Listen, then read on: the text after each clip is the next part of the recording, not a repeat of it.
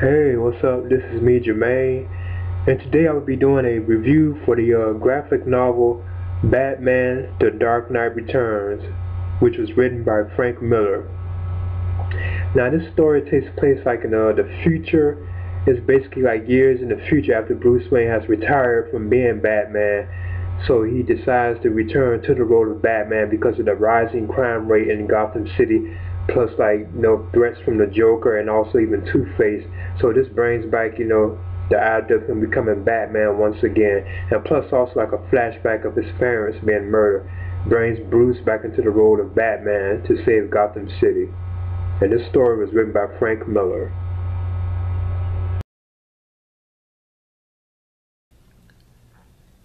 Hey, what's up? It's me, Jermaine, and today I'll be doing a review for Frank Miller's graphic novel, Batman: The Dark Knight Returns.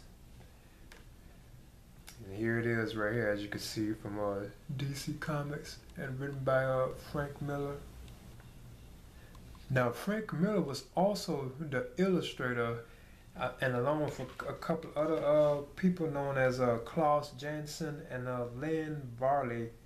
They were the oh yeah, and they had lettering by John Costanza. Now they were the I think yeah, also the illustrators of this too. Even Frank Miller, I think, had was like a hand in illustrating this, but I know he wrote the story itself though. So yeah, this will be my review for Batman: The Dark Knight Returns. Now this is a Batman tale that is like set in the future, and it's like set years like after like Batman, has like retired, from like fighting crime or whatever. So like in Gotham City, like Bruce Wayne gives up the role of being Batman, especially after what happened with Jason Todd, who was the I think the second Robin, yeah, because he was after Dick Grayson, and Dick Grayson went on to become like Nightwing.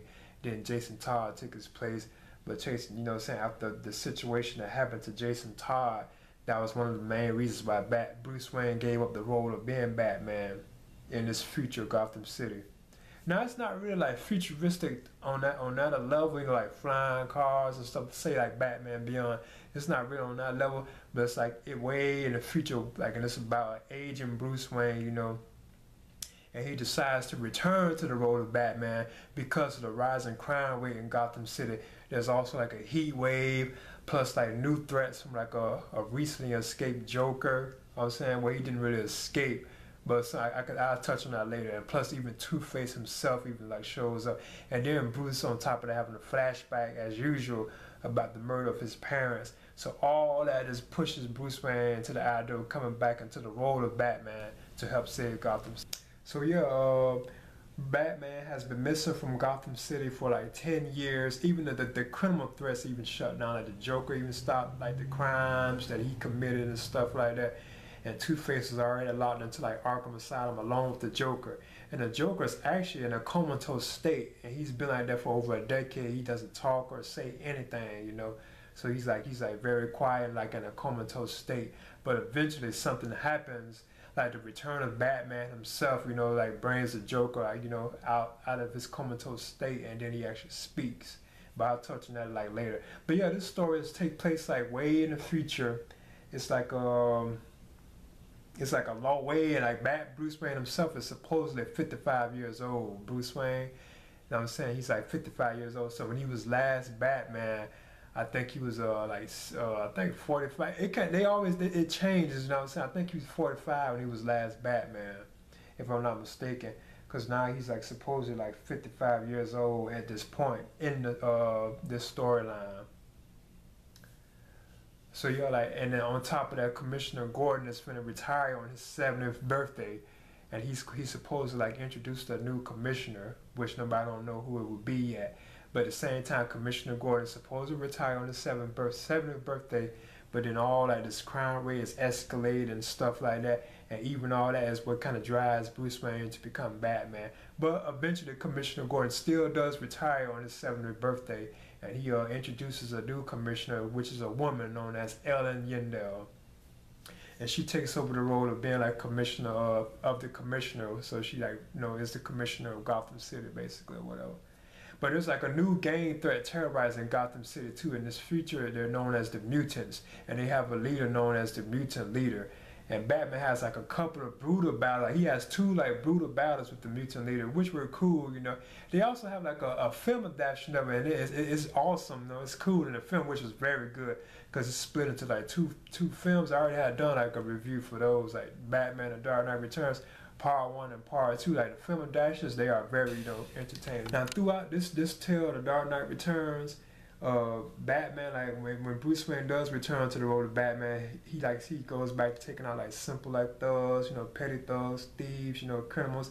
But then like Two-Face supposedly shows up. Harvey Dent, he is free from prison, and he actually has plastic surgery done on his face, so he no longer has like a split, like scarred face. You know what I'm saying? He has like a perfect face now. But even Bruce knew that Harvey Dent would go back to his old ways, and that kind of makes sense. Like, you know what I'm saying? Like, he, after all them crimes he did, now you know if he's released from prison, because he's released from Arkham, you know he would go back and do that again. Go right back to doing what he did. And sure enough, when Harvey Dent is let out of Arkham, he goes and like threatens to blow up the Gotham Twin Towers, which is supposedly like the highest buildings in Gotham City. And he is demanding $5 million for each, so he's demanding $10 million. So sure enough, Batman shows up and stops him, you know what I'm saying? And then the rest is history. Then the Joker wakes out his comatose state because of the recent appearance of Batman returning back to Gotham City. And he somehow convinces his doctor to like let him go on to like a guest show, you know what I'm saying, and like, you know, talk or whatever.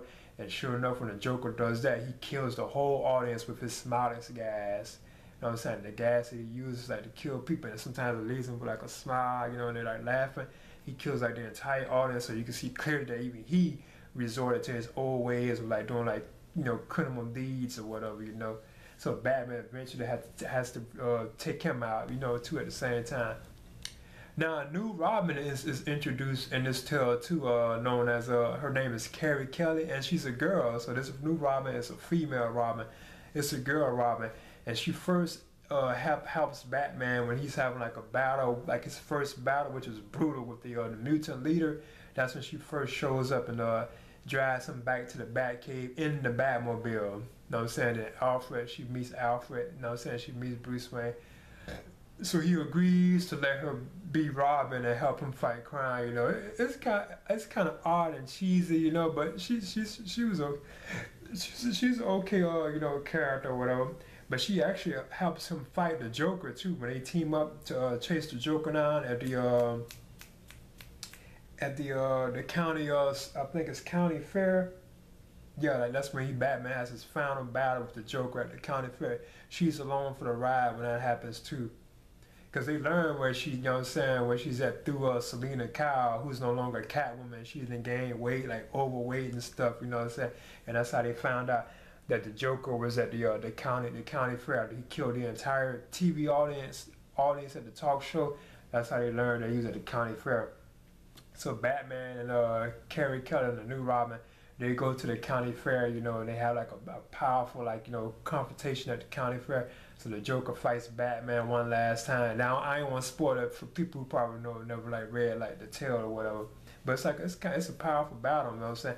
And plus the Joker takes out a whole bunch of victims throughout. Now it's more explosive on the film, like on the film itself. It's more graphic and it's more funner, but it holds up also in the graphic novel to itself. Now once Ellen Yindel becomes like the new commissioner, she issues a warrant for the return of Batman, like for his arrest, for like Batman's arrest, you know what I'm saying? Because like in the future of Gotham City, in the world period, like heroes have been kind of like banned, you know? Even like Superman, he's become like a force for like the United States. Like he's doing like President Ronald Reagan's like, you know, bidding, you know what I'm saying? Like Ronald Reagan wants him like to fight wars and stuff like that. He'll go and do it or whatever, you know?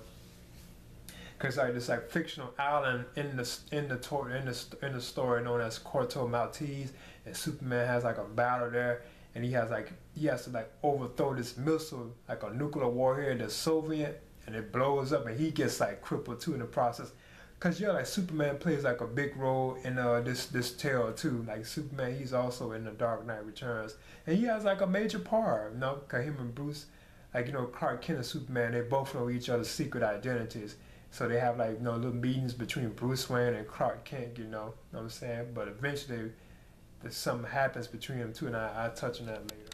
Now in the end, it after all like the, you know, being that the heroes were banned, so they shouldn't be no vigilante heroes. Cause even like Oliver Queen and the Green Arrow, he shows up in the tale, you know, and he had escaped from prison, and he also has one arm now, but he still can shoot arrows, you know. So he's also in it. Something like happens, and then Batman and Superman must have like a confrontation between each other. So Batman has to be like this armor suit so he can withstand, you know, like Superman being so powerful, you know. And then they do have like a brutal battle towards the end of the story, the end of the Dark Knight Returns like storyline, and it takes place in Crime Alley where Bruce Wayne's parents were murdered. That's where Bruce chose to have the battle with Superman, which is pretty cool, but it's very explosive. Like in the actual like film adaptation, it is like very explosive, you know. But I thought this was pretty good. I mean, it's pretty good, and I like how they have like Bruce Wayne, you know. I like the idea of it like him being like, you know what I'm saying, it's kind of cool that he's retired from the role of Batman and he decided to return, you know. You know what I'm saying? That is kind of cool, and it's like kind of like future based. It's not like high tech or anything. Like Gotham City doesn't look high tech or anything. It's just, you know, it's kind of a cool idea. And plus the idea of him battling like Superman, that's fun too, and it looks good too. Like the coloring for it looks very nice. I thought they did a good job on the illustrations in this. You know what I'm saying? Like the color and stuff. It was cool. They had like some good, you know. It could be kind of like rough at times and kind of, you know,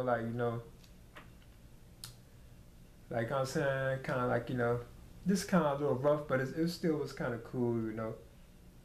I thought they did a good job on like the artwork or whatever for it or whatever. And I thought the story was, you know, pretty good. I still prefer the film adaptation though. Now there are some like major stuff that makes appearances in there too, like the grapple gun we see for the first time, but it's like a rifle. And that's my favorite Batman gadget. Is like the grapple gun, you know, where you shoot the rope and he can swing or like he can pull himself up. It actually kind of debuted in this, but it was a rifle, like kind of made like a rifle, but the actual grapple gun debuted in the Tim Burton film, the '89, the Batman from 1989. The actual full grapple gun debuted in that. But other characters appear in the story, like, you know, like Alfred's in here, and he's like in his 80s, I believe. Like Alfred, you know, Pennyworth, the butler, he's also in here, and he's in his 80s. You know, Selena Kyle appears, but she's not Catwoman, because there's a moment where she's dressed as like Wonder Woman, and the Joker kind of thing did that too, if I'm not mistaken. I thought that was kind of funny. You know what I'm saying? Oliver Queen, the Green Arrow, he shows up in here, you know. Lana Lang, you know, from Superman, I think she was like Clark Kent's like first, I think, girlfriend or whatever. Before Lois Lane, she shows up in this. I was saying, and plus the news anchors, you know, like Lola. You know what I'm saying? I thought they were kind of cool, you know, like when she's always telling what's going on in the world in the news. That the Lola, her name is Lola. Yeah, newscaster, I believe that's what they were, newscasters. It has like nice little touches in it too, you know. I thought this was pretty good. I would recommend it, you know. Now this version I have is from I think this is from 2002, and it has like in the back is like it has like the original covers collected, because it was like a 4-book tale. Kind of Batman Year One was like that too. It was a 4-issue tale told over the course of 4 issues, and plus they have like the original plot, The Dark Knight Falls. So it was like some of the collected things that are in this book for Batman, this graphic novel, Batman: The Dark Knight Returns. But I thought the writing in this book was pretty good by like Frank Miller and stuff. It was cool seeing all like these different, like, you know, at times it's like a lot to read, and I thought that was kind of like fun and cool, especially when you really like digging into it, you know what I'm saying? And it's very interesting at times. You want to like read, and it's like a lot to read, you know. Plus you have like the cool like comic images too, you know, of the comic book and stuff, you know, as you can see.